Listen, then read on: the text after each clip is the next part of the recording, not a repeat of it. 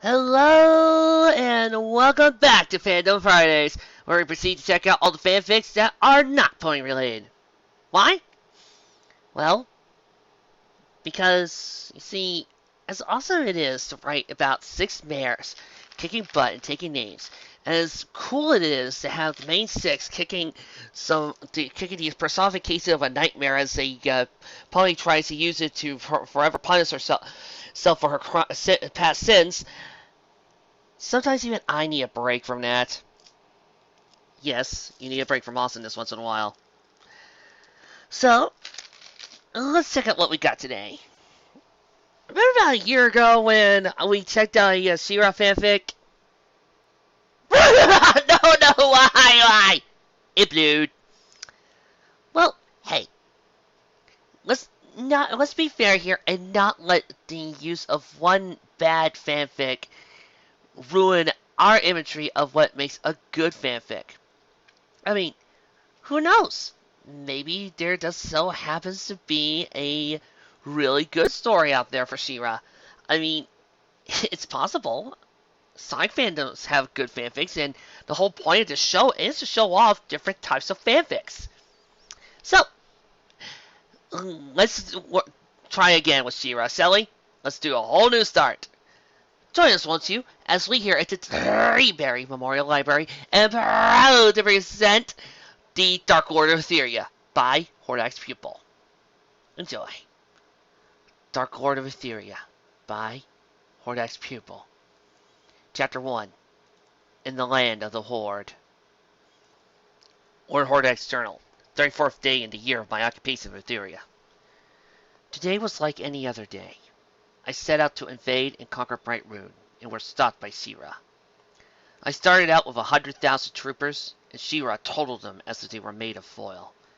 This makes me think of how much I despise Grayskull. Not only did he banish to the netherworld of Despondos, but now his descendants prevent ruling over planets I seek. One day I will have my revenge on Grayskull, and conquer both Etheria and Eternia. I spent most of the days in my chambers, meditating on my plan to defeat She-Ra. All of the plans I had thought up were already proven failures. Every single scheme was a dud. Curse that She-Ra! Just then, Shadow Reaver entered my chambers, although I did not notice her at first. She told me about a magical artifact, a magic ring created ages ago by a dark being called Sauron to conquer some place called Middle-earth. The One Ring power. I knew that this was the ticket I needed to conquer Etheria. I ordered Shadow Reaver to open a portal to Middle-earth. She went out to do so. I also left my chambers to gather some of my minions to accompany me. I chose Catra, Scorpa, Leets, Molduck, Grizzlor, Montana, and Shadow Weaver, along with a squad of Horde troopers. About half an hour later, we met outside the Fright Zone. Shadow Reaver had the portal to Middle-earth open. As always, my minions were afraid to enter first, so I went and followed. When we arrived at Middle-earth, I ordered my men to split into groups. Catra and Scorpia were to the north. Period here. Leets and Grizzlor were taken to the south. Molduck and Montana were to take the west. And Shadow and Nightweaver and I to the east. This land will learn why we are called the Evil Horde, I remarked as we marched out to find the One Ring. Princess Adora's Diary. 34th day in the year of Horde's occupation of Etheria. Once again, Hordak tried to conquer Brightmoon.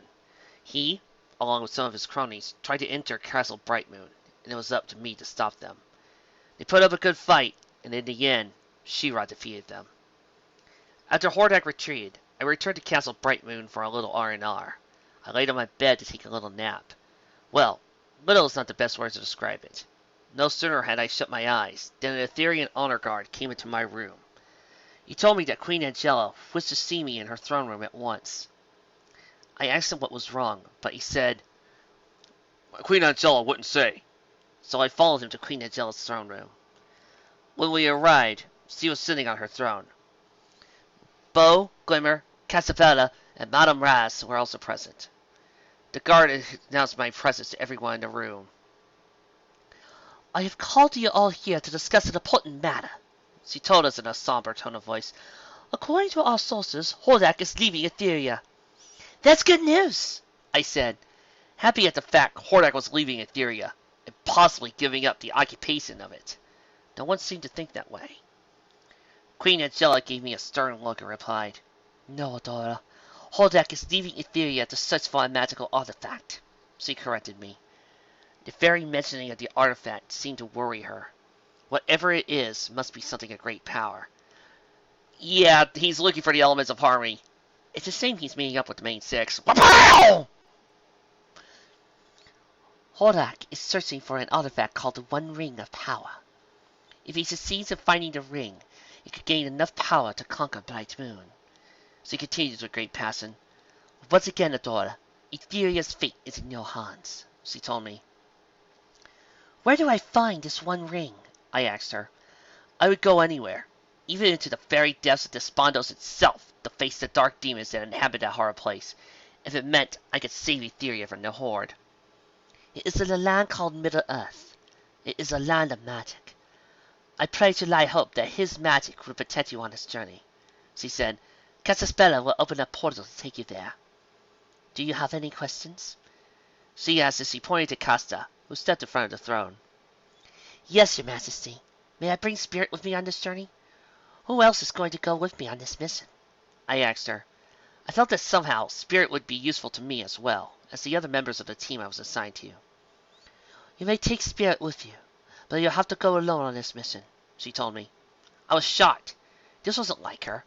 Usually when there is a mission, she assigns a team to accomplish this task. Usually Bo and Glimmer accompany me on a mission. Now she said this was a solo mission? How many times can I say mission in the same sentence? Why is it that I must go alone on this mission? I asked. I knew Queen Angela had her reasons, but I had to know for myself. I had talked to Casa about whether or not Hordak would detect the portal. She informed me that if more than one person were to go through the portal, he would be able to detect it. But if only one person would enter it, then they would escape Hordak's detection. She explained. I felt uneasy at my stomach. The thought of going alone into some strange land was frightening, but I had to do it. Etheria was at stake. I told the Queen I would do it. What? I'm not about to make a joke. Nope. Jokes are the first thing from my mind. Casta, go with Adora to the stables and prepare to leave at once, she commanded. Casta walked over beside me and prepared to leave. Going over to Stable 2 over here, we see that Little Pip is prepared to go with Adora. Stable 99, we meet Blackjack. 101, Red Eye. Ouch! And oh look, there's my little brother's stable, which he is causing massive pain and mass murdering. Before we left, my friends gave me gifts to help me on my journey. From Bo, I got his bow and arrows that were used by the Etherian Honor Guard to defend the Mage during the War of Illumination. May they likewise always protect you, he said, bowing politely. Glimmer gave me her magic mirror of friendship that allows its possessor to see his or her friends and allies, no matter how far away they be. Casapella gave me a magic talisman, the Infinus, the symbol old Etheria back when it was called Infintia. She told it to Gnostics that she used to promote the good luck, and hoped it would do the same for me. Madame Raz gave me a potion, the healing potion of Kurosadan. She told me it would heal any wounds, and I would need to drink 1 drop for it to work. Lastly, Queen Angela gave me the greatest gift she had, the Angelian Blessing. It was sung to her by her mother. Long, long ago, before you were born, the Gnostic sorcerers enchanted this world. They wove the magic into the land, and their names, although forgotten, can still be heard in your prayers. When the snakes invaded our homes, they ravaged all the land. Many good people, impure and pure, died by the snake's hands. People lost, they all had a stake, and some Gnostics became apostates. Then Hero, the great wizard and student Light Hope, defeated his snakes and sent them back home. Light Hope became king and fought for us one prime in searching for a rule the world. I'm sorry, I'm a Transformers fan, so when you say prime, that has a whole other meaning to me. Lying hope died.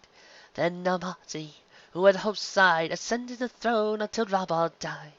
Now called Hordak, the dark son of Prime, Namazi defeated him once more, and we did sigh. Namazi crystals pure and clear, turned them in darkness fade where they could not be seen. Now we Italians take up the throne and rule the love with grace. And go tonight, the darkness around you.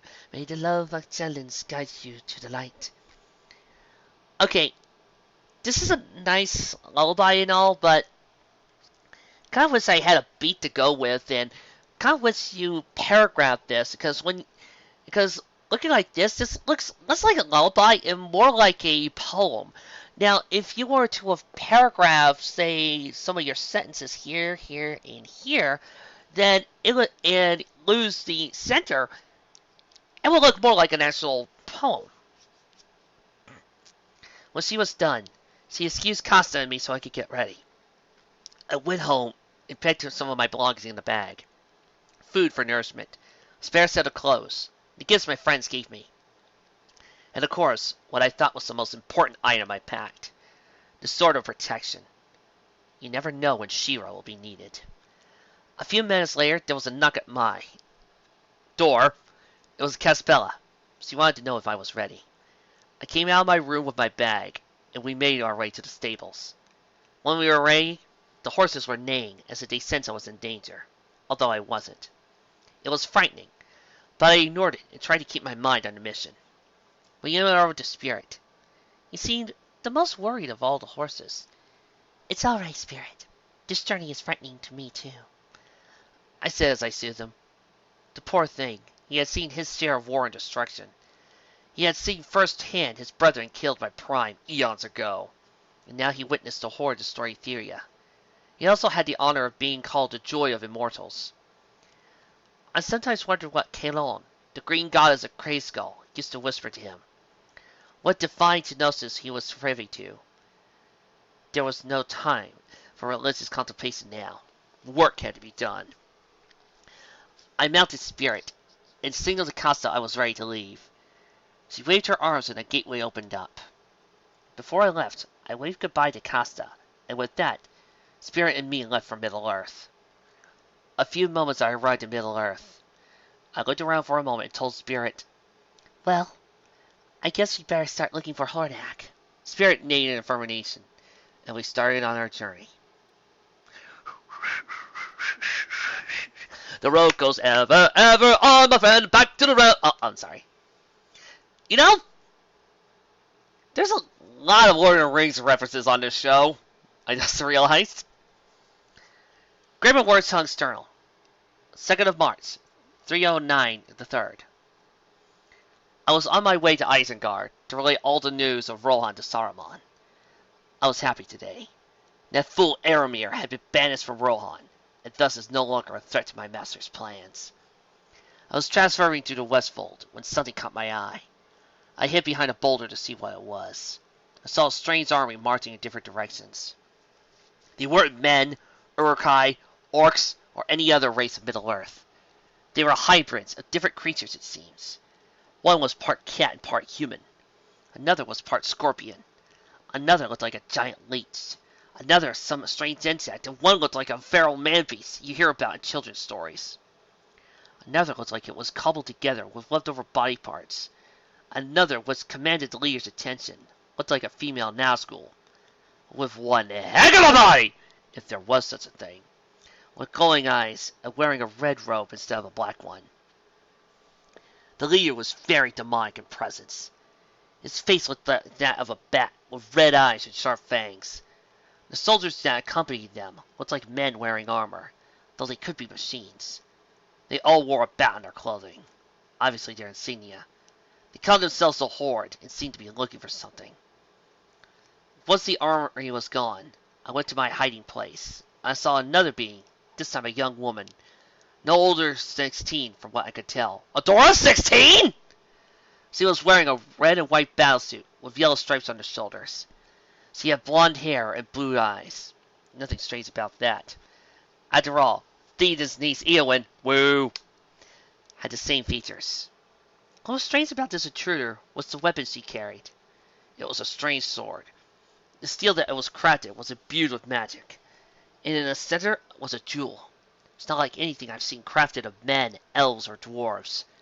Saruman must know of these intruders. As fast as I could, I rushed to Orthanc to alert my master. Faster than a fox evading hounds, I ran until I came to the fords of Eisen. I crossed the fords with equal speed and went north to Isengard. When I got to Orthanc, I immediately went to Saruman's throne room.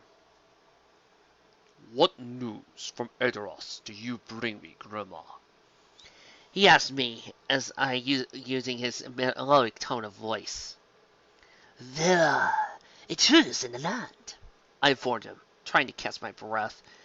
I thought he would be upset, but instead he seemed calm. He got up, walked to the Palantir, and gazed into it. "Tell me of these intruders," he said calmly, as he continued to be transfixed by the seeing stone. I could tell Sauron was telling him of these intruders, and was going to compare my information with that of Mordor's. "The first is an army. They called themselves the Horde, and they seem to be looking for something," I reported to him. He did not ask about the other one, but continued to gaze at the orb. I didn't know what to do. Sauron could get quite angry and irritated if interrupted from his meditations. I felt, though, that in this case, I didn't need to risk his wrath and inform of the other intruder. "Shall I tell you of the other intruder?" I asked him. He did not answer. After a moment of dead silence, he replied, "What of the other intruder?" "The other girl, 16 at the oldest." "Adora 16?" This means Adam's 16. You never know it. "What really got my attention was the sword she carried. It wasn't anything of this world and seemed to have great power," I told him. At the very mention of power, Saruman's eyes lit up. "A sword of not of this world of great power. She must be captured. I must possess that sword," he ordered. "What are your orders, master?" I asked him, waiting for my instructions. "Take a squad of Uruk-hai and keep watch over these intruders, especially the girl. I want her brought to me alive," he ordered. "Yes, master," I replied, and went to do his business. I went down several flights of stairs, and made my way to the dungeons. There, I found the Orc Overseer. "Excuse me," I whimpered, as I waited for him to notice me. "What you want, you worm?" he barked at me.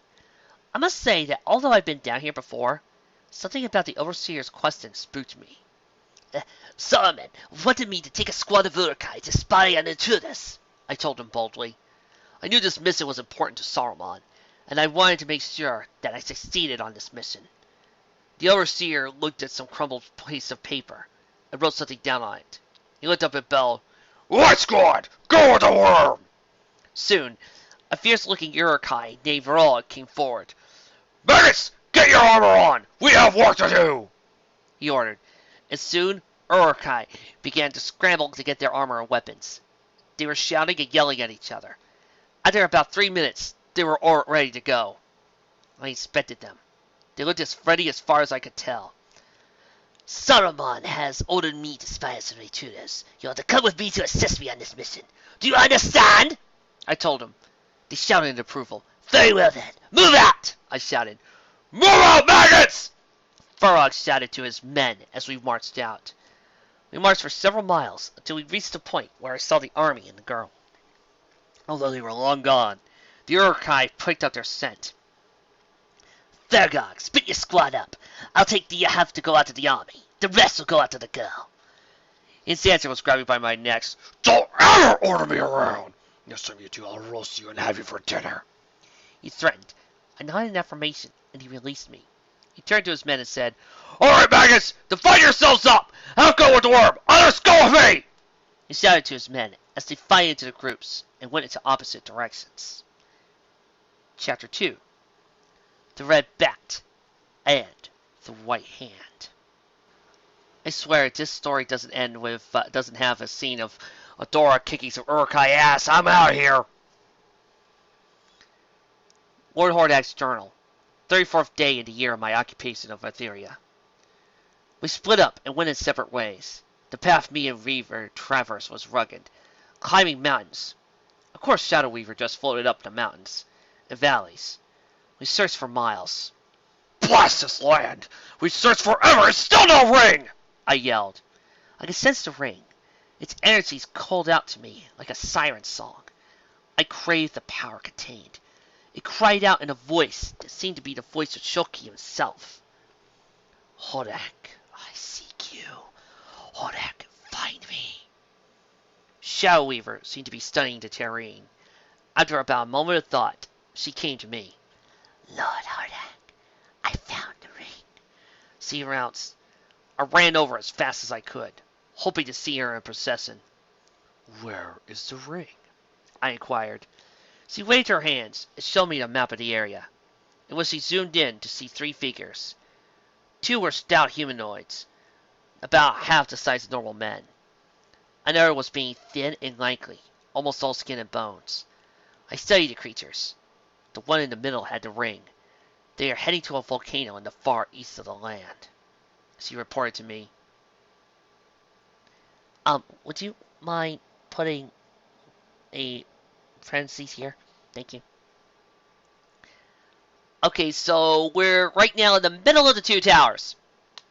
Fine by me! I wanted to get that ring. Nothing on Etheria would stop me from my goal. Who is the closest to them? I demanded to know. Whoever it was would be ordered to go to retrieve the ring from me. Weaver zoomed down on the map and searched for all our forces across the land. Oh, dang, this GPS is amazing! Oh, but, the problem with these iMaps is that you could never quite get that whole entire zoom function right with the way you're supposed to pinch your fingers together. She studied their positions, calculating all possible outcomes and trajectories. She then came to me and announced, "My lord, we got the closest to the volcano, but it's still a distance off. I shall order our forces to regroup and plan a way to get to the volcano." She inquired. I thought for a moment. A regroup would give us an update on our findings about this land. However, a regroup was to take too long, and time is of the essence. "No, Shadow Weaver. We continue on our present course," I commanded her. I studied the terrain, closed my eyes, and focused my mental gaze on the ring. I could see another being searching for the ring, others who wanted, and finally the ring itself. I could see that I was playing Gold Ring. How ironic that the greatest powers lie in the simplest of things. Take Castle Grayskull, for instance. To the untrained eye, it's an old crumbling castle, with nothing more than ghosts. But those who can sense the magical energies, it's students of history and religion. They know it's the Gnostics who buried their secrets in the castle. Secrets whose power was augmented by the union of gods and mortals. As I was contemplating the power of the ring, Weaver came up with some disturbing news. "My lord, Etheria followed us," she said worriedly, as he pointed to where she was on the map. "Curse that Angela. She thinks she could stop me from taking her kingdom. She's nothing compared to me," I said, stamping my foot on the ground. Angela has always been a thorn in my side. She and all those rebels, especially Etheria. I looked on the terrain, focusing my gaze this time on my minions to alert them of the situation.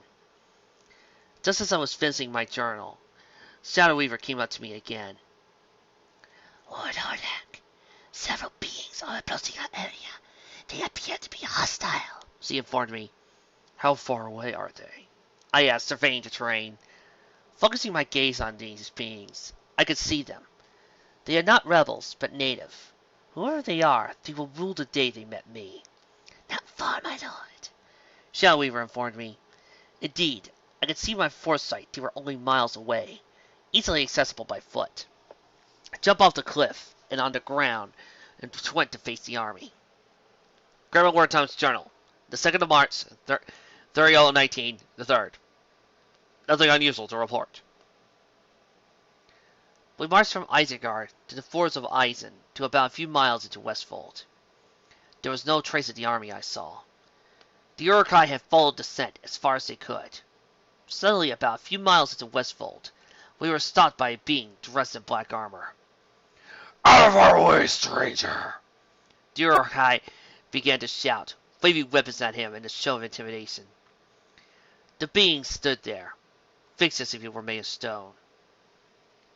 That is not any way to speak to someone who you just met, the being said in mock politeness. Why don't we show him how we deal with newcomers?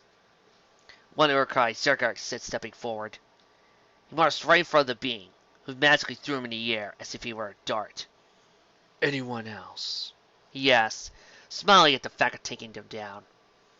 The Urukai charged at him, only to be sent hurtling into the air like balls. I hid behind a rock, hoping not to be discovered. Alas, it did not work. The demon screamed out, "You!" He used his magic to capture me. He walked over to me and lifted me off the ground. Who are you? He asked me with a fury that had to come from the depths of Tartarus itself. I saw into that demon's eyes, pure red, and pierced my favorite soul. Do you know what the punishment is for spying on the Horde? He interrogated me. His demon eyes stared into mine, with a power that only Saruman could surpass. I'm a word tongue. I stuttered. The being studied me as one studies a book. He and his companions seemed to be discussing various things. They mentioned strange and foreign locales called Horde World and Fight Zone. The demon wanted to send me to Horde World, to face trial before a being called Horde Prime. For what I could surmise, he was the master of the demon, and possibly even the demon's god. I had to think of some way to avoid being killed. I did the only thing I could. I lied. I bring message from His Excellency Saruman the White, I said as bravely as I could. I know Saruman would probably kill me, saying such a falsehood, but death by his hand would probably be more merciful than death at the hands of the demon. Princess Adora's Diary, 34th day in the 3rd year of the Horde's occupation of Etheria. I rode for most of the day, through the land of the Middle Earth. We rode past mountains and fields. Occasionally I would stop, so Spirit could have a rest. The entire land seemed like it had been at war. Even in far-off lands, war is a reality. Horizon! I'm sorry, I just really, for some odd reason, I started playing music from Last Unicorn. I continued to ride in the northwest direction for several hours. We saw many sights. For the most part, it was grasslands with a few towns. The culture of the people I saw seemed to be based around horses. At least I knew Spirit would be welcomed when we reached the town. After about a few hours, I decided a little rest was in order. I stopped a near old tree, dismounted from Spirit, and sat down. No sooner did I done so than hideous creatures ambushed me. I drew forth the sword of protection and prepared for a fight. Wish I could find a place to change into Shira, but I had to make do with my own skills as a warrior. I tried my best to defend myself. These creatures put up a good fight. We fought for several minutes, until one of the brutes snuck up on me and struck me from behind. The last thing I remember was hear Spirit crying. When I came to again, I was in a prison cell with my wrists shackled above my head. I could hear the sounds of people being tortured. A sound I've heard before. During my early years when I served the Horde, Catra assigned me to work in Fight Zone's dungeons, and I was taught that those who were captured got what they deserved. I also taught that we were humane compared to the stories I heard about Snake Men and how they devoured the victims alive. I could hear the creatures talking about me, no doubt looking through my bag. I couldn't see anything since there was no light in the prison, but I could hear all too well. They were torturing Spirit, my poor friend. If I had the sword of protection with me, I'd change it to Shira and teach these fiends a fast that they won't forget. However, my sword is in my bag, and my captors have my bag. And an hour later, 2 of the creatures came to my cell, along with an old man dressed in white. He was holding a long black staff that ended in a white spear. Greetings, young one, he said to me nonchalantly. We have to talk. He told me, as one of the creatures handed my sword. He studied the sword with great intent. Where did you get this sword? He asked me. I knew he sensed the magic the sword contained, and wanted to harness it for his own purposes. That was something I could not let happen. I just remained silent. So you won't talk? Maybe a little coercion is in order, he said as he left the cell. Maybe a last time I write in this journal. If I die, I do so for the honor of Grayskull. Wait. Adora? In chains? Oh my god, it's Adora Unbound! Run for your lives! Lord Hordak's journal. 34th day in the 3rd year of the occupation of Etheria. The spy, whose cohorts thought they were a match for me, brought forth an interesting proposition. An alliance between the Horde and his master. A union between him and us does have its advantages. His master lives in this land and could be able to help us get to the ring faster. Shadow Weaver seemed nervous about a deal and warned me it could be a trick. I had taken that into account, but I also knew this being was scared of me, and I knew I could very well destroy him without a second thought, and would not dare to play a trick on me. Very well, Wormtongue. Take us to your master, I said to him as he pointed towards the west. I sent a message to my minions to meet me at Orthonoc, the coordinates I attained for Grimma. We walked for several miles until we came to a river. Shadow Weaver used her magic to teleport to the other side of the river, since I, being of a vampiric nature, cannot cross the river on my own. What? She followed me along to the horde and troopers that accompanied us.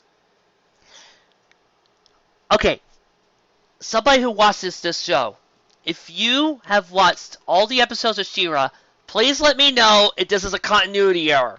Because I'm pretty positive I have seen Hordak cross running water before. After we crossed the river, we walked a short distance to Isengard and the Tower of Orthonoc. Okay, does this once.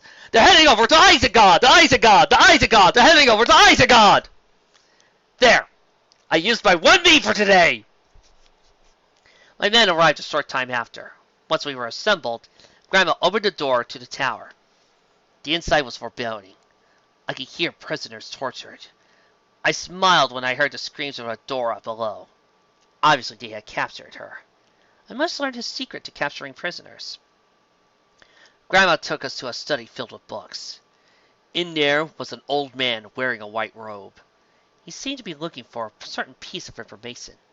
My master, I bring you allies for you, Grandma announced as he showed us in the study. I noticed that one of the items on the table, where his master was sitting, was undoubtedly the Sword of Protection. Grandma, I am busy. Why don't you go and do something more useful than bringing strangers in here? He told Wormtongue. I knew what he was trying to do. Find out where the sword he had in his possession. I could tell you where the sword came from, I informed him. He looked a bit skeptical, but willing to listen if that meant the riddle before him could be solved. Really? You know the sword? He asked me as he invited to come forward. He handed me the sword. How long have I acquired this accursed weapon in my grasp? There was no mistaking it. It was the Sword of Protection. It is called the Sword of Protection, the second sword of Grayskull. It was forged millennia ago by wise men called the Elders of Grayskull. I told him. I could tell this interested him deeply. I told the history of that accursed lineage that has haunted me from the moment I set forth on Eternia. Maybe we could work out a deal. What brings you to Middle-earth? He asked me as he stepped forward to welcome. I am Hordak, ruthless leader of the evil Horde and son of Horde Prime, god of all eternity. I have come seeking the item known as the One Ring of Power, I told him. The being introduced himself as Saruman. I told he too was seeking that artifact. He told that he knows that 2 creatures called hobbits are in possession of it. Those must have been the beings that Shadow Weaver informed me earlier. Tell me, Saruman, where did you obtain this sword at? I asked him. If Adora was in this tower, I wanted to see her pay for humiliating me all the time. He was told that a prisoner they had captured earlier. I told him I was to see her.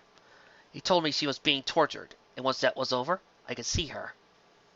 While I was waiting, I told Saruman about my mission, about the Horde, and anything he wanted to know. After about 3 hours, a message came from one of the subordinates that Adora was being tortured, so he led me down to the dungeons to see Adora. I repeat, this is Adora Unbound, isn't it? Oh, God. Dang it, I've been trying to find that fic. So weak. They tortured me for what seemed like an eternity, hoping that amidst my cries of pain, I would tell them about the sword. During the whole ordeal, all I said was that Light Hope. Light Hope, where have you gone? Protect me. What kept me thus far has been Queen Angela's poem. I recited many times today to give me strength to continue. Later that night, Hordak, who must have formed an alliance with these beings, came to my cell. He said he's come to see me pay for stopping him from conquering Etheria. I told him nothing could stop me from trying to stop him. He laughed and said that I wouldn't survive much longer and left. As they were leaving, I heard them say something about sending troops to find the One Ring. I knew if I did not do something soon, all would be lost. The dungeon is too heavily guarded, making escape impossible. I bowed my head and prayed. Light Hope, if you can hear me, answer me. This night may be the darkest since Hordak first walked the universe. Later that night, while my guards slept, I used a hairpin to unlock my shackles and open the door. See, bad guys, this is why you should pay attention to the evil overlord list, especially when it comes to girls. Always check their hair for hairpins! I walked around the complex for a long time. Finally, I came to the dining room, not wanting to be discovered. I hid behind a corner and listened to what my enemies were discussing. Inside, Hordak and his ally were discussing the One Ring. Hordak's ally, whose name was Saruman, mentioned several locations among them were the Cracks of Doom, or as he called it, Mount Doom. He also mentioned the place the Dread Marshes, and seemed to indicate this was where the ring was. For what I could surmise, someone was already in possession of the ring, and heading to its place of origin, Mount Doom, to destroy it. I had to go there to see the destruction of the ring for myself. While I was listening to them speak, I saw the sword protection on my table. But before I could sneak in to get it, some of the guards came in. They were obviously going to tell them I had escaped. While I was listening to them, I heard Hordak order the creatures to kill my horse by using the sword protection. This was no doubt a trick to lure me into the open, but Hordak's little plan will fail. But I also had to save my friend. I went back to the corner I was hiding in. I could hear the guard footsteps as they left the room. I could also hear them brag about the deed they were going to do. A deed I had to stop. I had to think up a plan. As they approached the door, I picked up a small stone and threw it across the hall. Guards turned when they heard the noise. "It's the girl! She's nearby!" one of them exclaimed. Wow, these Urukai are idiots. They couldn't even capitalize the letter "its" at the beginning of a sentence. The guard looked around her, trying to figure out what it was. This momentary distraction allowed me to come out of hiding, sneak up on one of the guards who possessed my sword, and take it back. "There she is! Get her!" one of the guards exclaimed, as he saw me depart with sword in hand. I ran as fast as I could, hoping to evade the guards, who were running almost as fast as me. But luckily, I had just enough of a head start to outrun them. Once I was sure they were gone, I found a corner to hide in. My muscles were aching. They were still sore from hours of torture, and the added stress of running was not helping them heal. I knew I had to be done in order to save Spirit. I had to transform. After checking to make sure no one was coming, I raised my sword in the air and said, "For the honor of Grayskull!" Immediately, the power and energy that lay dormant in the sword rushed out of the blade of my body. The wounds inflicted during the torture were healed miraculously by the power of Grayskull. The fortitude and bravery of King Grayskull the Great gave me the courage and power to take on Hordak and any other enemies, and the divine blood of the gods gave me the will to do it. I have the power! I always wondered why she says I am She-Ra when He-Man says I have the power, so I'm just gonna change the line here. I was no longer the weak, powerless Princess Adora of Eternia. I am now She-Ra, Princess of Power. Now only one thing to do.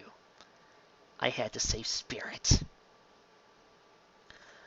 After I visited my old enemy, Lord Hordak's journal, 34th day in my occupation of Etheria, and made sure she wouldn't threaten my plan, Saruman and I sat down for a late dinner.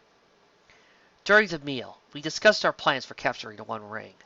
From what I could surmise, the hobbits were heading to a place called Mount Doom. It was there the ring was made, and only there could it be destroyed.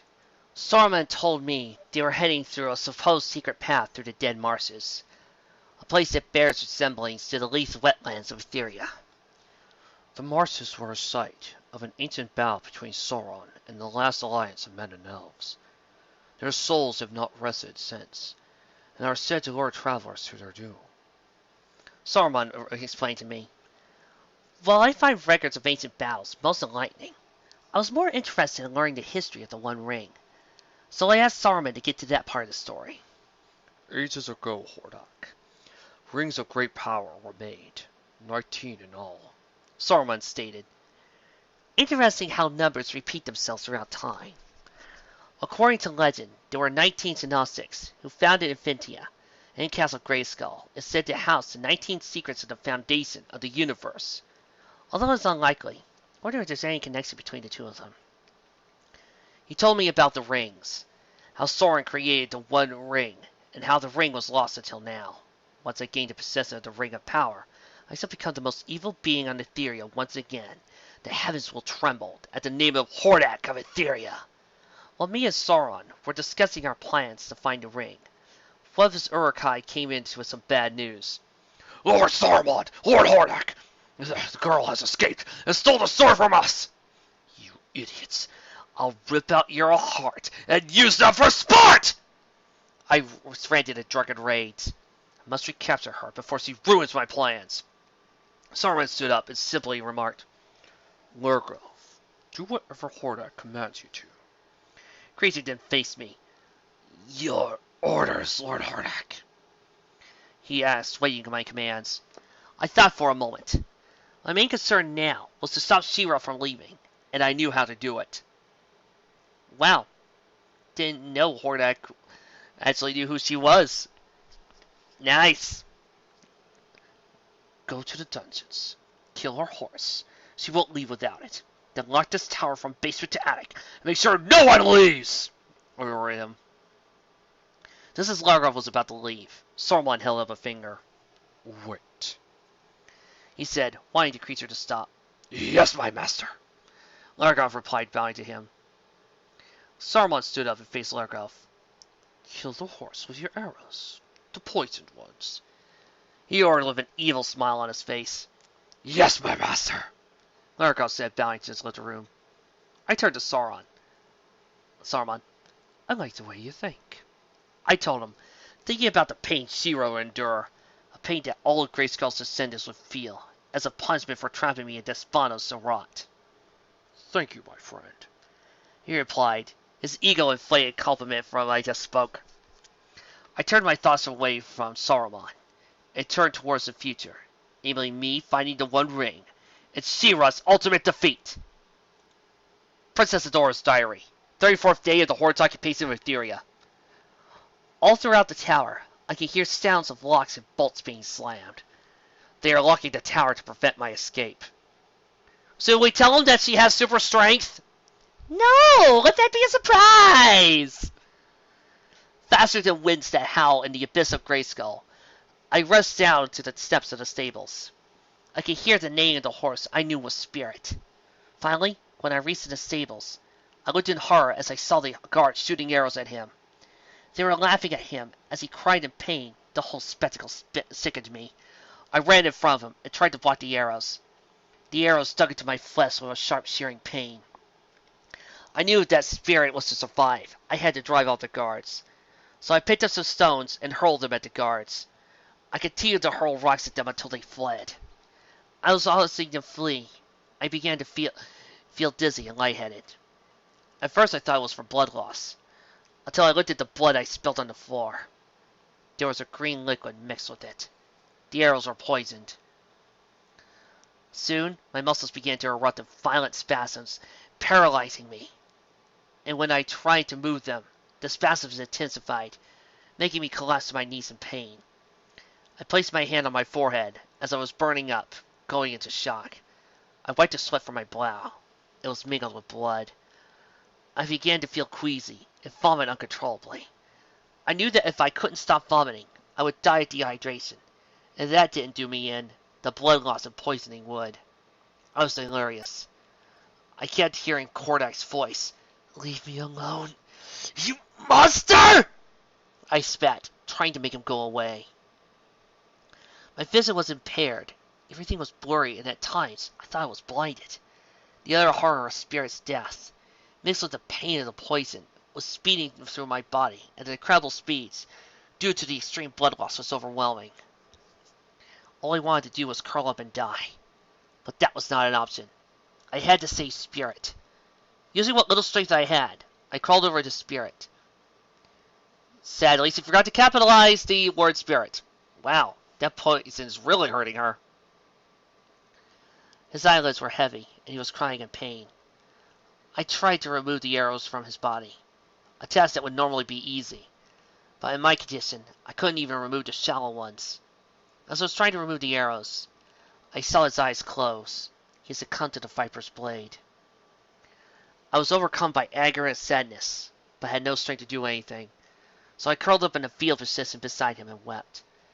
After 5 minutes of crying, my own eyelids got heavy, and everything became black. Sweet Thanatos, take me away from this place. Lord Hordak's Journal. 34th day into 3rd year of my occupation of Etheria. Me and Saruman put the finishing touches on our plan. Once we were finished, Saruman retired for the night. I hope it's sound, for it will be the last peaceful sleep he has. For tomorrow, he'll have nightmares. Once I made sure he was in Morpheus's care, I went into the study and stole the battle plan. Hordak shares powers with no one. As I was running out the tower, I overheard some Urukai mention they took care of Shira. She would no longer be a threat to my plans. I stopped to savor the fact of her demise, and left to carry out my plans. I instructed my men to meet outside the tower and be ready for an excursion. The plan was simple. From what I surmised, there were 2 ways to enter Sauron's lab. The first and easiest way was to go through the Dead Marshes and make your way to the Black Gate. The other would take us through the city of Minas Morgul, up the stairs of Saravungul, and finally to Mordor. Hey! Hordak! One does not easily traipse into Mordor. Ow! Yes, you try a meme like that again, and Trixie will hit you again! Sorry! We would form 2 teams. The Prime team, led by Shadow Weaver and me, would go through the Dead Marshes and into the Black Gate, while the Etherian team, led by Katra, would go into the back way. Once there, we will ambush this ring bearer and claim the ring for our own. Okay, we got the team set up. Let's break! 1, 2, 3, shut down! Woo! When I arrived at the location we'd chosen to meet, I found my men there ready to attack. Told them this would be just like our assault at the Temple of Mage. Knowing that what I meant, we set out to capture a ring of power. Chapter 3. The Alliance of the Three Peoples. Princess Adora's Diary. Unknown date. I do not know how long I was in a swoon, but when I awoke, I found myself in a cave lying on a cot. The arrows had been removed, and the wounds were covered in ice bags and bandages. And standing next to the bed was a table prepared with food and drink. I was alive. My mouth tasted like something had died in it, and my throat was sore from all the retching I did. So she was flying then? And my head was throbbing. My muscles were still tender where the arrows had dug into them, but the ice managed to dull the pain. I tried to move my limbs, but could only move my arms, just enough to reach the tray. I was still paralyzed for the most part. My mind was still reeling from the death of Spirit. The way he died was an act of sacrilege. He was the last of Etheria's flying unicorns. Well, except maybe the other flying unicorns that we saw. And then you got Celestia, Luna, Cadence, Twilight, and next, the companion of Kalon, the goddess, and was privy to the inner workings of the divine. The knowledge he gained would make even the most devout holy man envious, and yet he was butchered like a cow. I knew it was unhealthy to dwell on dark thoughts, so I decided to regain my strength by eating something. The food laid before me consisted of simple fruits and a pitcher of water with a drinking glass. The fruits were of various kinds, including succulent berries, apples, oranges, pears, and pomegranates. The sight of them was too tempting to pass by, so I immediately began to eat them. It felt so good to have food in my stomach again. They tasted better than the Eden fruits that Queen Angela grows in her garden. The water stung my throat for a bit, but it felt so good to be rid of that disgusting bitterness in my mouth. After I had my fill of food, I decided to rest a bit to regain my strength. So I closed my eyes and went to sleep, hoping that hypnosis would wash away my pain. Okay, pause! Does anybody know what's up with all the Greek references in this fic? I mean, I've watched She-Ra a few episodes, and I've watched He-Man, and I don't remember there being this many Greek references. Not that I don't mind. It's just interesting. I don't know how long I slept this time. Probably about 2 hours. But when I woke up, I saw a strange man kneeling beside my bed. He was tall with brown hair and blue eyes. He had a regal bearing to him that could easily make a person nervous. I did not know how to react. I tried to reach my sword but couldn't. With what feeling I had in my neck, I could tell it wasn't in a scabbard. Who are you? I demanded to know. Did Hordak send you to kill me like he did my horse? I snapped down. I mean you no harm, he responded. For a man who had been accused of being in league with Hordak, he seemed calm. He was confident of his innocence.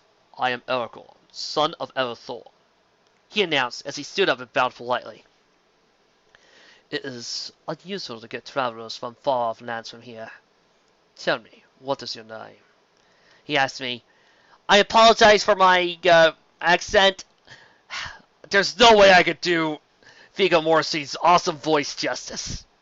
I am She-Ra, I answered. Tell me, Aragorn, how did I wind up here? What happened to me? I asked him. I was so confused as to what happened. The last thing I remembered was looking into Spirit's eyes, seeing him die. Now, here I am in this cave. You were found outside of Orthanc.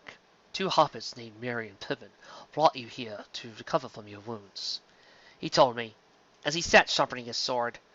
His mind seemed to be focused on other things. Dark things. Where is my sword? I asked. I feared the worst. If any of my enemies had the sword in their possession, they could destroy me and all I loved without moving a finger. Do you mean this weapon? He asked, as he pulled out the sword from a scabbard he had strapped on his back. He seemed transfixed by it. I could see he respected weapons. I knew something about the power the sword contained. He handed it back to me. It felt good to have the sword in my pants again. Thank you, I replied. I could feel the power of Grayskull course through me, revitalizing me. I knew what I had to do. Aragorn, sir, could I have a moment to myself? I asked politely. I was already transformed into She-Ra, but still didn't want anybody to see me say the incantation. Of course, if you need anything, just call, he told me as he got up and left the cave. Once I was sure he was far enough, I raised my arm in the air as far as I could and spoke the incantation. For the honor of Grayskull! I could feel the Elder's powers lead the sword and surge through my powered body. I could feel the poison leave my body. My muscles were soon healed, and I could move them once more. My body fluids were soon replenished, and the scars where the arrows had been vanished. I have the power! I declared to the world, and with those words the transformation ended, and I was restored to health and ready to complete my mission. The accounts of the end of the Third Age of Middle-earth, as understood by Saruman the Wise. 3rd of March, 3019, the 3rd. The accursed Ents have imprisoned me here in Isengard. My breeding chambers and dungeons were destroyed. The land had been flooded. However, what makes matters worse is that accursed Hordak has betrayed me. His whole event has made me think about the ancient prophecy. Until now, I thought it was rubbish, but now its meaning's become quite clear. In the last days, the queen of the noble Shira will return to Middle-earth. Odore will command the respective elves and men, and unite as Gilead and Endil did in the great battle. Then, as victory is within her grasp, Melkor's son, who does not know of his father's nature, will storm the land with his armies, and actively seek out Sauron's prize. Obviously, this girl, who entered the land, was Queen Etheria of Shira. The way Hordak described the sword holds attested of fact. And moreover, Hordak is Melkor's son. No doubt, his Horde Prime is another name of the first Dark Lord, and he actively seeks out the One Ring, which is Sauron's prize. I ordered Grandma to keep me updated on Hordak's progress. He may be evil, but Sauron is an incarnation of all evil, and the clash between the two will be an opportunity for me to gain more power, either by allying myself with Hordak again, or going back to serving Sauron. Lord Hordak's Journal. 31st day in the 4th year of my occupation of Etheria. Wow. Wait, did he say 3rd year or 4th year before? At dawn, my forces and me met outside of Isengard. You all remember the plan, right? I asked them. They all nodded in affirmation. After I made sure we were ready to go, I ordered Shadow Reaver to open up the portal to the gates of Mordor. It would be the fastest way to reach Mount Doom, and claim the Ring of Power as my own. So Reaver did as he told, and we stepped through the portal, and with seconds arrived at the borders of Mordor itself. The gate that stood in front of us was massive, guarded on all sides. It would be enough to scare off most mortals, but I was unfazed. I walked up to the gate and cried out, "Open this gate for the devout servant of Horde Prime, god of all evil in the universe!" Instantly, the gate opened, and a man on horseback, wearing black armor, stepped out. "Who are you that demands entry into this dark land?" he asked, as he observed my troops and me. It was evident that this was his first encounter with the Horde. I could tell he sensed the blackness of our hearts. I am Hordak, ruthless leader of the evil Horde, Dark Lord of the planets Eternia and Etheria, Lord of the Dark Hemisphere, Master of the Fright Zone, Monarch of the terrible dimension of Despondos, and son to his divine excellency, Horde Prime of Horde World. And this is my High Priestess and advisor, Shadow Weaver. Sexy little thing, isn't she? I announced, in typical Horde fashion. He once again looked at my men and declared, "Hordak, son of Horde Prime, what business do you have in my master's land?" I knew if I told I was seeking the ring, he would not let me in. I had come too far on my journey to be denied to this land, so I lied. Horde Prime has heard of your master's power, and wishes to make himself a devout servant of Sauron. He sent me to seek approval and donate my troops as a sign of goodwill between Mordor and Horde World. The rider dismounted from his steed, came up to me and drew his sword and said, "You must swear by your blood that you will serve Mordor, and only Mordor." "I will, as soon as you capitalize the first word of your sentence." I took the sword from him and cut my biological hand and swore. I, Hordak of Etheria, once called Ralabad, swear by Geonosis, Lighthope, Damaji, Elders of Greyskull, and most importantly by Horde Prime on Horde World, that I dedicate and consecrate my forces to the almighty will of Sauron, Lord of Mordor, and will only serve him unless I suffer hellfire. The blood dripped from my hand. The only thing was, since I had put my old name into that vow, the oath was nullified. Horde World. Must be Zadadoom. The man stared at my man and me as if he did not believe my oath. Finally he proclaimed, "Sauron welcomes you, Hordak, son of Horde Prime. Assemble your men near the Barad-dûr and prepare to receive orders." I thank you. I said it as my men marched into the kingdom of Mordor. I could feel the evil this place executed. It reminded me of Horde World, and even to extent Despondos. I closed my eyes and searched for the ring. Like on the mountains, I could hear the ring cry out. But instead of a whisper or an echo, this was a scream. It cried out in pain as it was going to be destroyed. I also saw where the ring was on the slopes of Mount Dune. I had to prevent it from being destroyed. You know, all these names would be really hard to pronounce if I don't already own 2 copies of Lord of the Rings, the normal editions and the Blu-ray extended 6-hour versions. I'm a geek! I admit it! I love Lord of the Rings. Princess Adora's Diary. 35th day in the 3rd year of the Hordak occupation of Etheria. So it was the 3rd year for you, but the 4th year for a Hordak. Or, you know what? Flip it. Now I'm fully recovered, thanks to the power of Castle Grayskull. Thought it was time to continue for the search for Hordak in the ring. To do this, I would need allies. Men and women who would uphold justice and abjure evil. And I found such a person in the character of Aragorn. Aragorn, I need to see you for a second. I called out from the cave. I wasn't sure how he would react to my rapid healing. A person who has no knowledge of the Castle Grayskull and its fabulous secret powers would easily mistake them for some sort of black magic. However, I had to risk it. If Hordak was to be defeated and the Ring of Power destroyed, I would offer the cooperation, nay, the friendship of this Aragorn to see me to my goal. After a few moments, he came in. Is there something I could do for? His question was cut off when he saw me in full health. By Elizabeth, I've never seen such powers of healing in either men or elves, he exclaimed. How could you have been so near death and now stand healthy as a newborn? He said in awe. Aragorn, can you keep a secret? I asked. The only way to explain to him how I was healed was to explain the power of Grayskull. He went on bended knee, drew his sword and stated, You have my sword as a wielder of the flame of the West. Whatever you disclose to me will be kept in a confidence between you, me, and my allies. He swore. He was serious, the Magi once said. A man who swears by his sword is true to his word. I began to tell him about the history of Castle Grayskull and the Sword of Protection.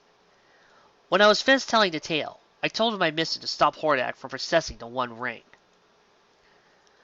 To go to Mordor is no easy task, and few have survived. He warned me of his eyes full of concern. What will you do once you find the ring? It will destroy you. I have seen its effects. He continued his scene as he was fearing for his life. I have to destroy it. If Hordak gets all of it, the universe will be his for his being. It was already on its way to being destroyed. 2 friends of mine, on their way to the mountains of Mount Doom, on a mission similar to yours, he replied. Then I must go to see it destroyed. I told him. It was not that I did not trust his word, but I had to see the act being done, so I could report to Angela that the ring had been destroyed. He looked at me and said, Tomorrow at dawn, me and my allies are to go to confront the Dark Lord. If it is your mission to see the ring annihilated, then you are welcome to come with us. Ah, now we're on to Return of the King. Sweet. Thank you, I replied, and went to my cot and went to sleep. Personal account of Aragorn, son of Arathorn, of the War of the Ring. 3rd of March, 319. Nothing unusual to report. Many a strange thing has happened since the fall of Isengard. Key among them is the appearance of She-Ra from the lands of Etheria. She possesses a strange sword called the Sword of Protection, a strange weapon, which seems to be not of this world, as imbued with the magical powers linked to the restoration of her family's lost honor. When I first met her, I had a sense she might be the mystical Queen Adore of She-Ra, powerful female spirit warriors who are said to inhabit this land. At first, it was as a hunch, a guess, than a fake feeling. Now I've heard more of her history. I feel she is hiding something. But that is her affairs. That she is the She-Ra. The mention of a Grayskull castle reminds me, and a family honor that was lost reminds of that ancient prophecy. The She-Ra will emerge from the castle of Grayskull and fight for their honor. Their swords will protect them, and their horses shall be swift as the wind. Authority will bring light and hope to both men and elves, and will ensure the downfall of evil. While I was becoming sure of her position as Shira, I was not sure if I was 100% true. I am a layman when it comes to prophecy, and might be reading the lines out of context. There was only one way to be sure. I had to confront Gandalf. Later that night, as we were planning our attack for the morning, I brought the subject of conversation. Gandalf, do you think that the Shira is perhaps the Shira, or maybe even the Queen Adore? I asked him. Everyone present turned to me. The legend of Queen Adore was familiar to them, but the notion that she was real and that she had returned seemed to strike a chord with everyone. Aragorn, the Shira are pure myth. Everyone knows that there is no such thing as Castle Grayskull, Shira, Melkor's son, or Queen Adore. It's all a fairy tale. King Theoden replied. Do not be too sure. Remember, we were just as quick to assume that the One Ring was lost forever, and we were wrong about that. Corrected Gandalf. Soon the entire table was embroiled in an argument. All I had wanted to know was whether or not our visitor was a Shira. I did not care what people thought of the prophecy's truth, or not, just a simple affirmation of my hunch. In despair and disgust, I walked out of the tent. After a while, Gandalf walked out to console me. Your question was valid, Aragorn, he assured me as he sat down beside me. But is she a Shira or not? I asked him frankly. I needed to know who this person was and why he was here. I cannot answer that, but I do know one thing, he replied cryptically, as he looked to the cave where Shira was sleeping. What's that? I asked him, eager to know what he was keeping from me. He paused for a moment as if to collect himself, and replied, She fights on her side, Aragorn. Her heart is pure, and I sense no deception in her words. She may or may not be a Shira. That is beyond even my sight. But what I do see is a woman who has incredible strength and fortitude enhanced by some great magic, more powerful than mine. He said as he stood up. Come, we must prepare for tomorrow. Gandalf told me, and we went to bed. Princess Adora's journal. 35th day in the 3rd year of the Horde's occupation of Etheria. Last night, I had a strange dream. I was lost, in a forest, but I did not know the way out. Just then, as I feared I would never get home, I saw a clearing, and in the clearing was a woman dressed in white. Do not fear, Adora Shira, daughter of Randor Malena, Lord and Lady of Eternos. You are safe here. Galadriel may be awesome and all, but she needs to work on her grammar. There needs to be at least a period or a comma or something here, she told me. She looked me aback. How did she know that I was Adora and Shira? How did she know that King Randor and Queen Marlena were my parents? And who did she know they were called Lord and Lady of Eternos? I had to find out. Who are you? I asked her as I approached the clearing, knots beginning to form in my stomach as I approached the woman. I wanted answers. Was she a servant of Hordak or an emissary of Light Hope? I was confused. I am Galadriel, Lady of Light and Queen of Lothlorien, she told me. A feeling of purity, almost identical to that of Light Hope, surrounded her, and a sense of calm pervaded her being. I suddenly felt peace, not fear from her. I know why you are here, Adora. To stop the Lords of the Dark Hemisphere from finding the Ring of Power, she announced. Her sense of clairvoyance was astounding. How did she know that Hordak was called the Dark Lord Hemisphere, a title bestowed upon him because it was he who made one half of Eternia dark? I wanted to ask her how she knew this, but before I could, she continued, Be warned, Adora.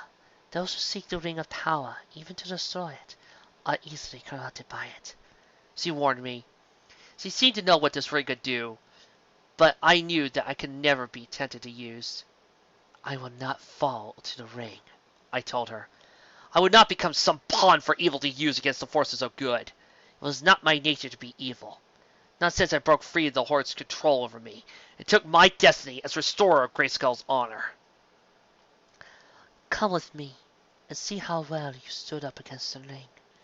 She invited me as she beckoned to me beside her. We walked for about a mile. I did not talk during this walk. There was something about this Galadriel that required respect from her. A feeling I only had the presence of 3 other beings: Angela, Light Hope, and the Sorceress of Grayskull. Finally, we reached the end of the clearing, and standing in front of us was a silver font of water on a pedestal. Besides the pedestal, there was a silver pitcher sitting to a waterfall, the sound of which filled my innermost being with serenity and peace. This is the matter of Galadriel. It's those things that were, that are, and that will be.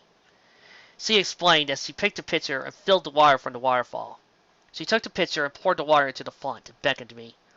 Come, Adora, see what you may. I looked into the water.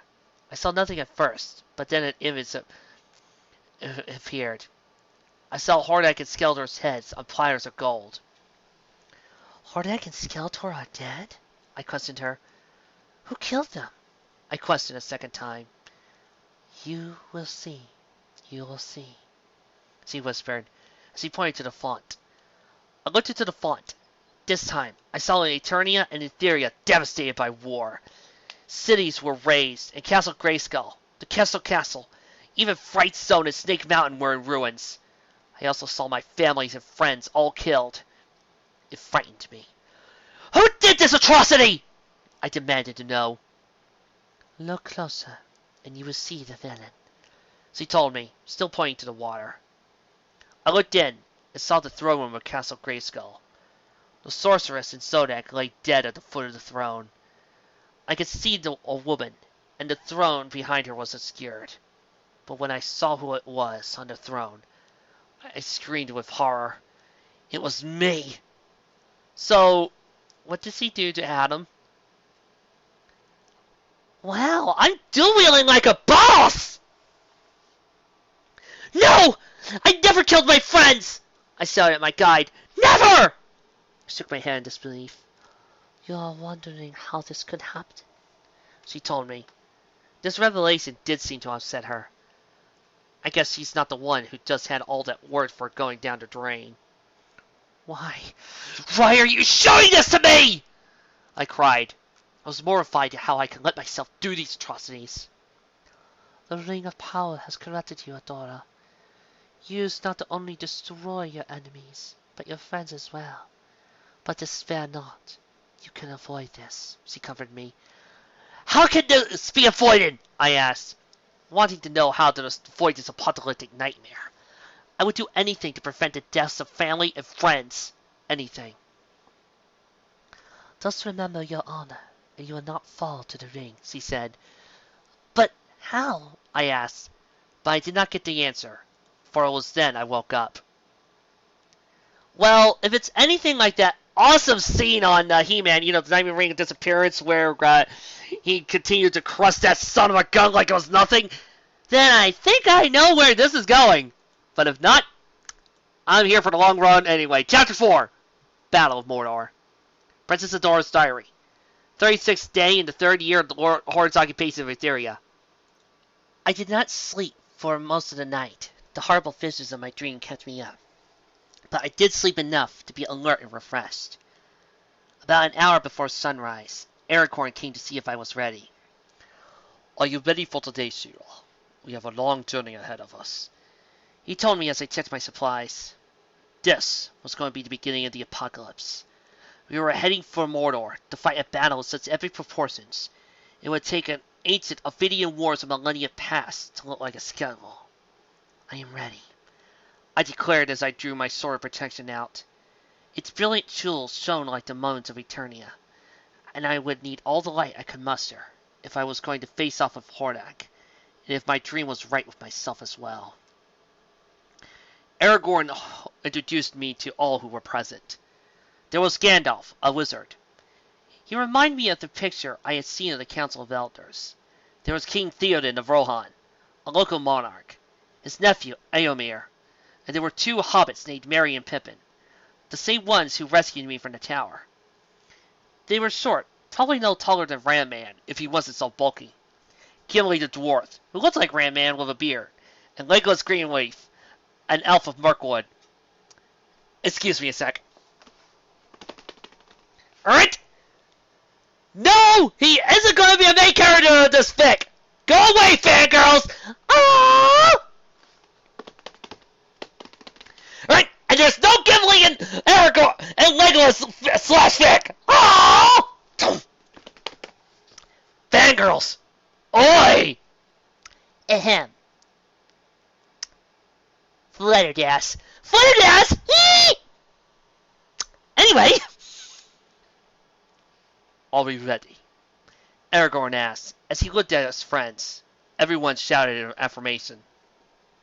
Then looking at, he shouted, "Let us be off." And we were. I rode with Aragorn on his horse, Brago. He told that the ride would be long and difficult, but I was ready for anything. You know, this kind of makes me think, could the power reincarnate Switzerland's spirit into any horse? Because, well, you know, Cringer was just a little cat when Adam found him. And Cringer didn't become Battle Cat until he hit him with the power. And you know, the power unleashed an ancient spirit. And we can only assume that Spirit was Adora's horse before Switzerland. So, unless he was really good at hiding it, did the power just increase it? Is there a possibility we could reincarnate Switzerland? I'm thinking too much about this. Moving on. Let help guide and protect us on our journey. Lord Hordak's journal. 36th day in the 3rd year of my occupation of Etheria.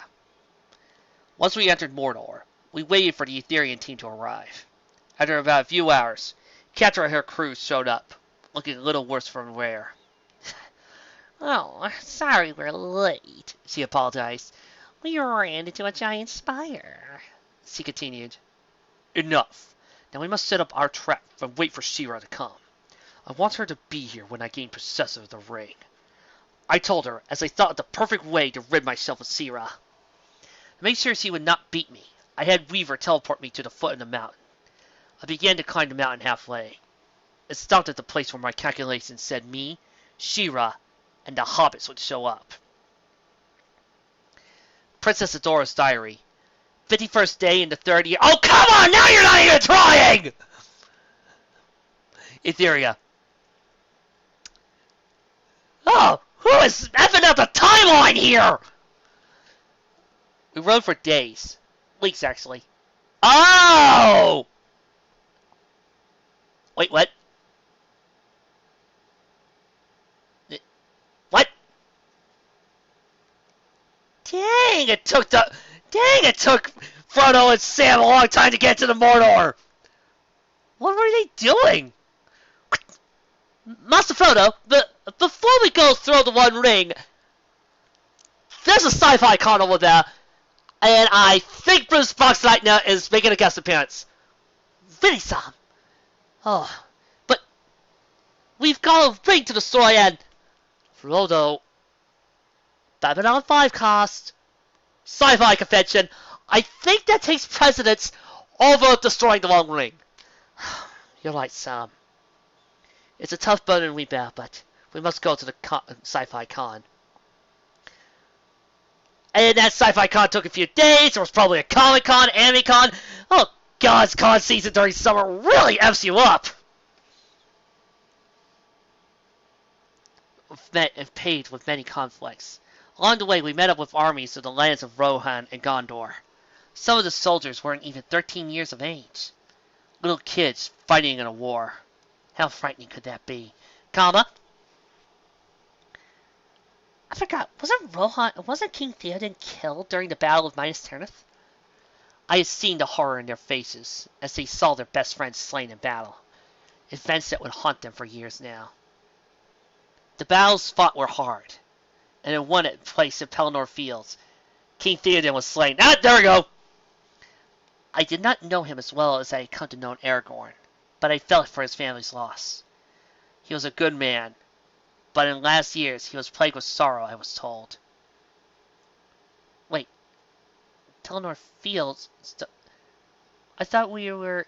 Okay, so why didn't we mention minus Tyrannus? If we already passed that part, then how did we get... Oh man, the timeline is effed up! A few miles before we reached to the gate of Black Gate of Mordor, we stopped for a while. Everyone, even Aragorn, seemed worried about what will come next. While I was resting, Aragorn came up to me. Lady Shira, I have a gift for you, he said as he led me a few feet away. There before me stood a beautiful white horse. And next to Shadowfax stood another beautiful white horse. He looked almost identical to Spirit. I was speechless. I didn't know what to say. Thank you. He is magnificent. What's his name? I asked him as I petted the magnificent creature. His name is Fey. It is Quenya for Spirit. He has the spirit of a warrior, he explained, as I mounted my new steed. Oh yeah. Not like that! I saw sadness in Aragorn's eyes. They spoke of all the carnage he saw, and now it was taking toll on him. Are you okay? I asked worriedly, as I dismounted Fade, worried he might faint. I am fine. It's just that my men are young, some kids and some elderly. They might not come back. How do you tell their families their sons and fathers are coming home? The closer we get to our goal, the more powerful they get. I'm not sure they can make it, he explained to me. I wanted to help, but I did not know. Then it hit me. Aragorn, gather your men. I have a few words of encouragement that will move their spirits, I told him. Aragorn got out and called to his men. They all conversed in front of him, waiting to say, Men, this is Shira. Ally all the three people see some words to lift your spirits, he told them as they looked at me. Men of Middle-earth, today you embark on a journey, and you're worried you might not make it home. However, a great sage on Etheria named Lighthope once said, We may fall, but as long as your spirit is just and brave, we will all meet up again. Good is always superior to evil, and to give you courage, I will now bless you with a poem I was blessed with when I left for here. Oh, thank God he said poem and not lullaby. Long, long ago, before you were born, the Gnostic soldiers enchanted this world. They wove their magic into the land, and their names, although forgotten, can still be heard in your prayers. When the snakes invaded our homes, they ravaged all at hand. Many people, good and pure, died by snakes' hands. People lost all they had at stake, and some of the Gnostics became apostates.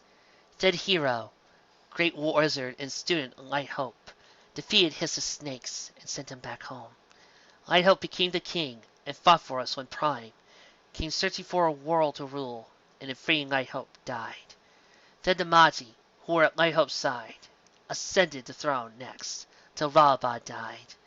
Now called Hordak, the dark son of pride. The Magi defeated him, and once more did we sigh.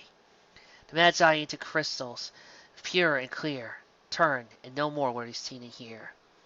Now we Agellans take up the throne and rule with love and grace. When you go into the night, darkness is around you. May the love of Agilians guide us into the night. Even they did not know the characters that were in the blessing. They knew the message, that someone there is watching out for you. They were invigorated and ready to fight. Granted, it's nowhere near Aragorn's boast. I see within you the same fear that takes a hold of me. There may be a day when the strength of men and elves fell, but it is not this day, for today we fight! Once everyone was refreshed, we began our journey again. After a few miles, we reached the Black Gate. Aragorn and his armies were in front. I had stuck to the side of the gate. Aragorn ordered the gates open, but along with the gate came an army of creatures, and a battle ensued. While Aragorn was busy fighting the creatures, I snuck into the land of Mordor. On the horizon was my goal, Mount Doom. I rode for miles. The place reminded me very much of the Bright Zone in the Dark Hemisphere. Suffering and pain every which way. In the center of the land was a huge tower, with a great eye staring across the land. Beyond the tower was a volcano. Mount Doom was my goal. I continued to ride one. Occasionally, some creatures tried to stop and capture me, but I quickly dispatched them with all due speed, hoping to reach Mount Doom in time. Look, if Hordak's gonna wait at least a few weeks, I think you have plenty of time. Me, me, me, me, me, me, me. Me, me, me, me, me, me, me. Actually, now that I think about it, what was Hordak doing during those few weeks he was waiting for Frodo and Sam and Sira to arrive at Mount Doom? Oh look, there's a sci-fi convention with Bruce Lightner in it. I continued to ride into the heart of Mordor until about 3 hours later when I reached Mount Doom. I dismounted Faye and continued to climb. The climb up was long and dangerous. A few times I almost got buried in avalanches, but I managed to avoid them before it was too late. Finally, after about an hour, I reached the halfway point, only to find that Hordak could beat me there. He had guards on all sides of him. Behind him were hobbits. One had bark hair and the other had blonde hair. They both had blue eyes. No doubt these were Frodo and Baggins and Samwise Gamgee, the two hobbits that Aragorn told me about. Greetings, Sira. Looking for this? He asked as he held the ring out for all to behold. The ring was made of pure gold and hanging on a chain. It seemed odd that such a little thing, so worried Angela, that she sent me here to ensure his destruction. That such a tiny thing compelled Hordak to travel to strange land, virtually leaving the Thright Zone unguarded. And yet, even though it was so small, I knew it contained power. I won't let you, Hordak! I spat at him. I ran after him in a frenzy, but before I could get close to enough to attack, Hordak shot me in the stomach with an energy beam. Silence! The only reason I'm letting you live is so you could see me attain my goal.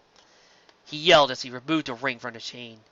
I slowly got up, a little sore from where I was shot, but nothing too serious. I watched in horror as Hordak gazed upon the ring. He was in a state of ecstasy, his mind a turbulent whirlpool of dark thoughts. He smiled as he removed the ring from the chain. How long have I hungered for power? Now it is finally mine, he declared as he slowly placed the ring on his mechanical hand. Instantly, he began to disappear and reappear, and then he stopped. Yes, I am now invincible! Hordak screamed as the evil magic of the ring and his own dark energies were becoming one. He began to levitate, and energy glowed in his eyes. Now, he exclaimed as he turned to face me, you will die! He began to shoot energy bolts at me. The first one caught me off guard. He grazed my arm, but not seriously. The rest I deflected with my sword. Is that the best you could do, Hordak? I taunted him. Fool! You dare challenge me! He said as he raised his arms. Soon rocks began to levitate. Let's see if a rolling stone gathers moss. He choked as he began to hurl them at me. Was now really the time for some puns? This fight was getting good! I tried to block them, but there were too many. The rocks became larger and heavier, and soon he threw one rock at my back and pinned me to the ground. I fell to the ground, causing my sword to fly out to my hand. I could feel the rock pressing on my back. Every time I tried to get up, Hordak would push the rock more forcefully, driving me closer to the ground. Death is like a fine wine, Shira. It is bitter at first, but then it becomes oh so sweet. He whispered to me as he forced the rock closer to the ground. I could feel my bones breaking, organs gushing blood. He was crushing me to death. My ribs were piercing my lungs, making it harder to breathe. If I didn't do something soon, I would be a goner. So, using my strength and power, I lifted the rock from my body and hoisted it up in the air and hurled at Hordak. Impossible! He sneered as he deflected the rock. He looked at shocked that I held the power to lift the boulder. Weakened and battered, I was still determined to stop Hordak. I picked up the sword of protection and declared, Hordak! Let us end this battle the only way it could ever end! I waved my weapon in the air. Hordak thought for a moment, then materialized his own sword. So be it. he sneered, and the battle began. I was weak and dizzy. I tried my best to fight him, but eventually he managed to knock my sword from my hand again. Farewell, old enemy, and may a flight of angels sing thee to thy rest, he said as he was about to deliver the final blow. I had to think fast. I needed a distraction. I turned to the two hobbits and yelled out, Frodo! Sam! Throw rocks at him! Hurry! Though they were hesitant, they began as I told them to. Take this, you demon! They yelled as they hurled a barrage of stones at him. Hordak turned to face them. His eyes were filled with a venomous hatred. Impudent fools! He spat as he blasted them with an energy beam. They managed to get up again. They were not hurt badly. Hordak was now more furious than ever. His eyes filled with acidic hatred that could kill any being staring at them for too long. You will join them in death. No, they won't, I said from behind him. He went to turn around, but before he could, I managed to cut off the arm that had the ring on it. Hordak doubled in pain.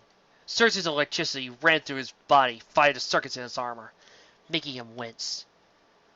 The ring landed just a few inches from my feet. I knelt down to pick it up and examine what was so special about this ring. While I was looking at the ring, a strange feeling came to me, a sense of power. I looked over at my surroundings. Frodo and Sam were yelling at something to me, but I didn't hear them. I turned around and gazed at Hordak. For some odd reason, I no longer viewed him as a living being, but a monster to be killed. Shira, what are you doing? He asked as I approached him. Ending your reign of terror, demon. I spat as I hoisted him up in the air and carried him over to a pool of lava. Farewell, sweet Hordak, and may flights of angels sing thee to thy rest, I told him with an evil smile on my face. Shira, please, have mercy! He pleaded with me, but his plea fell on deaf ears. You, who are without mercy, now beg for it! I thought you were made of sterner stuff. Just as I was about to throw him into the lava, I heard a voice whisper, Adora, remember your honor. It was the voice of Gladriel, the lady in my dreams. I realized what I was about to do. I threw Hordak to the ground and recovered my sword. A war was brewing in my mind. The good of Grayskull was fighting against the evil of the ring. I stared at the sword, the inner conflict tearing my soul apart. Then suddenly, I understood Gladriel's words. To remember my honor was to remember the honor of Grayskull, and why I fight Hordak in the first place. Filled with this knowledge, I raised the sword of protection in the air and declared, For the honor of Grayskull! As always, the power healed my wounds. I also felt I was surrounded by light and energy more than usual. Drawing my strength from this light, I was able to overcome the One Ring's hold on my mind and let it drop to the ground. With my soul restored, the power back to normal levels. Once the light vanished, I fell on my knees and began to cry. Frodo came up to me and asked, Are you okay, miss?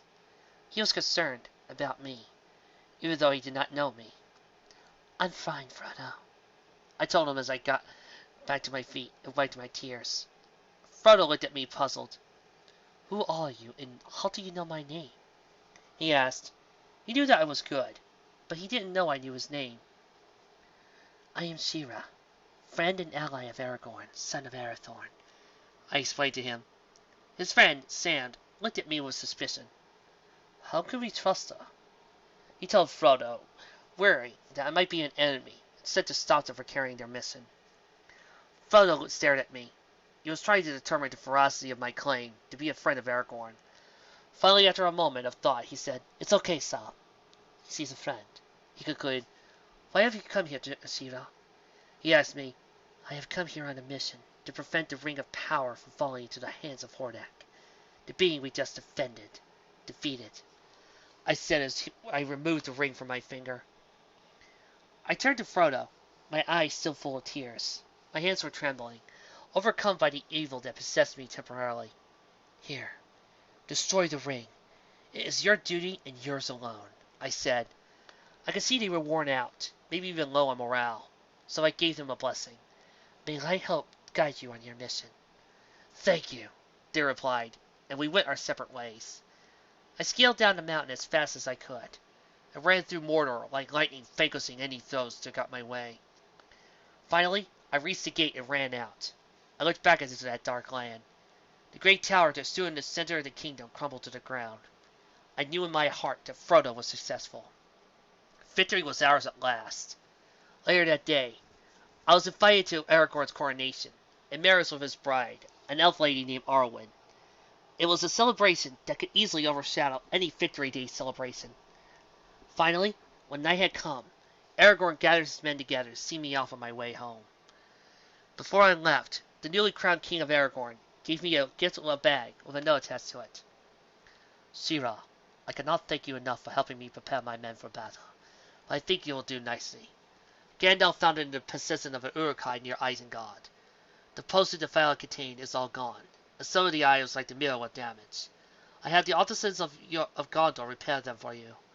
Also, to show my personal gratitude, I give you Thee to take home with you, and this promise whenever your land is in danger. You only need to send for me, and I will come with all due speed. Sincerely, Aragorn Elsa, King of Gondor. Thank you, I said as I curtsied before him, a show of respect. You are most welcome, Shira, he said politely, as he saw me mount Thee and start along my way.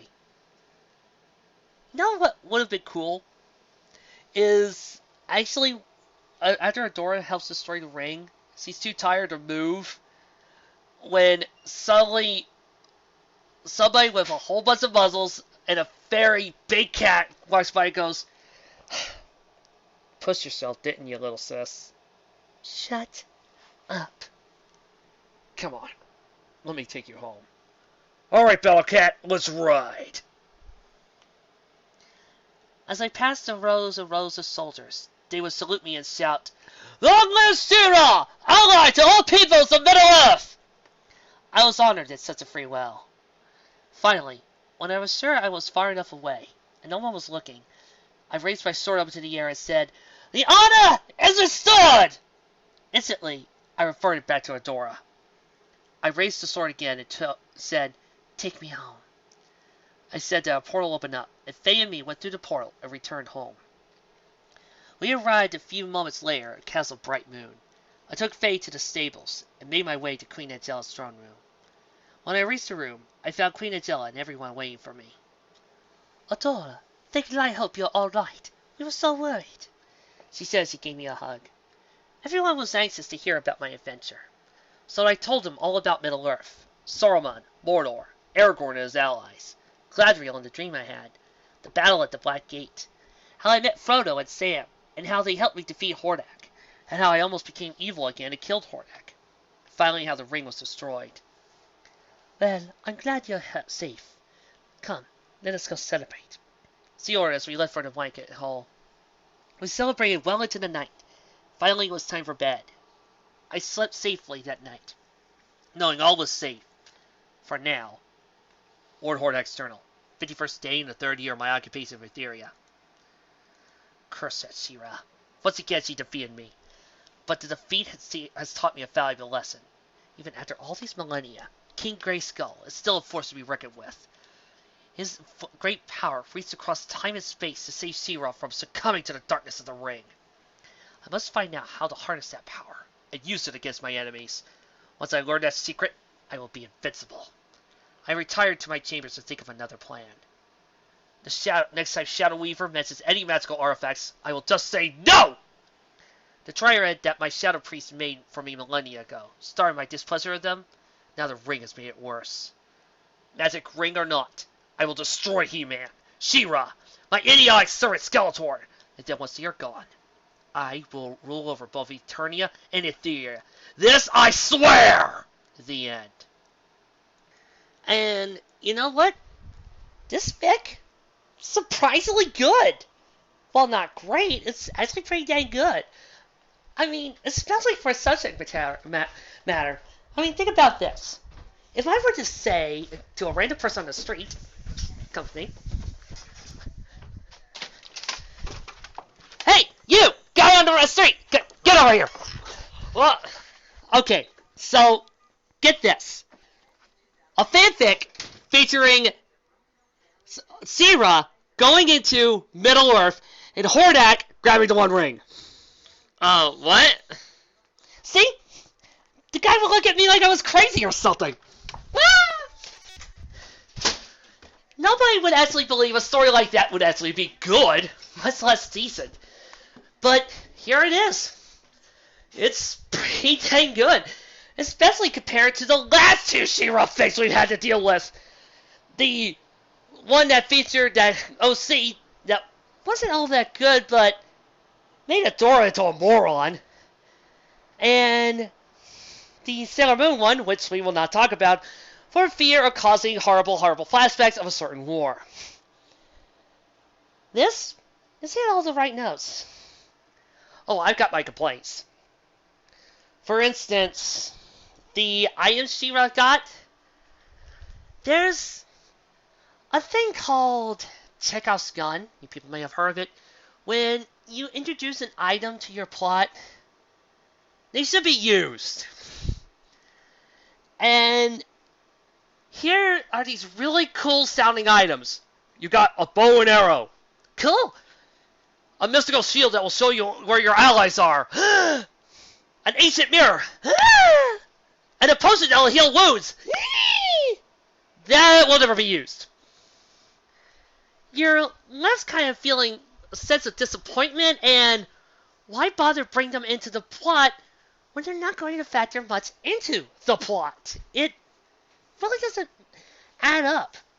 Especially since that potion that can heal wounds would have been really great, nice for Swiftwind and spare his life. But nope, Swiftwind's dying of poison. I'm not going to even bother to look for the bag. And oh wait, haven't I shown that I have the ability to use healing powers before on innocent animals? Like, say, in my first appearance in Secret of the Sword, I've been shown to be able to heal people. Which serves as a good choice between having all the power of being able to take on monsters while at the same time being a defender. I could have used that. Save my best friend. He would live. Bows and arrows. Those would have been helpful. A shield. That would have been helpful. All those really nice items, and they didn't come into play. Let me feel kind of down that we had those items and they were nothing. Would have also served as a great way to remember her friends, and she could have had some scenes of her looking at them. As it does, it felt really useless, and it would have served the plot just as well to just have Adora go in and go, okay, I'm going in alone. Toodles! I think Swiftwind's death and Spirits' death was kind of pointless. Especially when he just gets replaced with Faye, another white horse with the exact same body. His death just felt like it was there to add shock and sadness to She-Ra. The problem is, we didn't get anything built up on it. We got only a few paragraphs at most over Swiftwind's death, and that was it. It was like, oh, my horse is dead. My beloved horsey. It's okay, I got you a brand new horse. Yay! I mean, think about what would happen if Old Yeller, rather than waiting a few minutes to show off Old Yeller's pup, they immediately did that after. Like, oh look, new puppy, bye! Any emotional feedback you would have gotten for that scene is lost, and that's what I feel. Hordax's death feels, Swiftwind's death feels really, really tame. And feels like it doesn't add anything to it. Also, the final battle left a lot to be desired. I kind of wish there was more to the sword fight. I mean, you had Ring-of-Powered Hordak versus the Honor of Grayskull, She-Ra. They needed to fight. There needed to be more to their sword battle. Then again, I'm probably also comparing this to Black Dye, where there was that really cool fight in the warehouse. But still, I wanted more to this battle. You know, sword fights, power, her using her sword in various different ways. But instead, it was just Frodo and Sam throw rocks. She-Ra lifts it up. Woo. the fight needed to be more. That's like this fic needed to be more. 4 chapters on such an awesome tale like Lord of the Rings, not really enough. I felt like there were a lot of stuff that could have been explored more and to give this story oomph. As it stands, it's a great idea. It just needs perfection. The story's kind of like a clump of gems. You know that once a diamond is refined, it looks gorgeous. But right now, it's just a clump. It hasn't been molded yet. This is what the story is. It's a great idea. It works fantastic. I mean, beyond my complaints, everything else is golden. The characters are well done. I love how we get to see more of Adora dealing with her emotions, her struggles, her character, her build, her fight, her struggle against Hordak. Hordak is his best I've ever seen him in a fic. Then again, I haven't read that many Zero fics, but Hordak is awesome in this, and it shows off what he can really do when you let him loose. Being manipulative, coerce, it does play destructive, and looking awesome all the way. Saruman is an awesome character, and while we don't get to see Aragorn much, Aragorn still has a presence that you just feel. The way it's set up is done perfectly well, as it feels like a character going off on a long journey to save the day. The ending is a nice touch as it leads on to the adventure, and I also don't feel like either one side is looked down upon to make the other one look good, which is the important thing to any type of crossover. So, yeah. I guess the third time is the charm with Zero Fix. We finally found one that does not cause me to cry. Who knows? Maybe I might be able to find some more better ones. But this is a pretty good start. And I do hope that the author finds different other crossovers. Oh, wait. He does Ponyfix too? Nice! Well, that was one down. 1,000 more to go. I'll see you all next time. Oh, 2 more notes. 1, I kind of wish He-Man did make a guest appearance somewhere, just popping up at the very end to help She-Ra. You know, not to seal the show like he usually would, but just pop up and go, I'm here to help. 2nd, okay, 1 more meme. Adora, hey, yeah. I said, what's going on? Okay, that's it. Come here, Rossar, for user. Uh-oh, Trixie. Trixie, that was a joke. You're getting a living. You're going to get a living. No, Trixie, put down the hammer. Put down the hammer.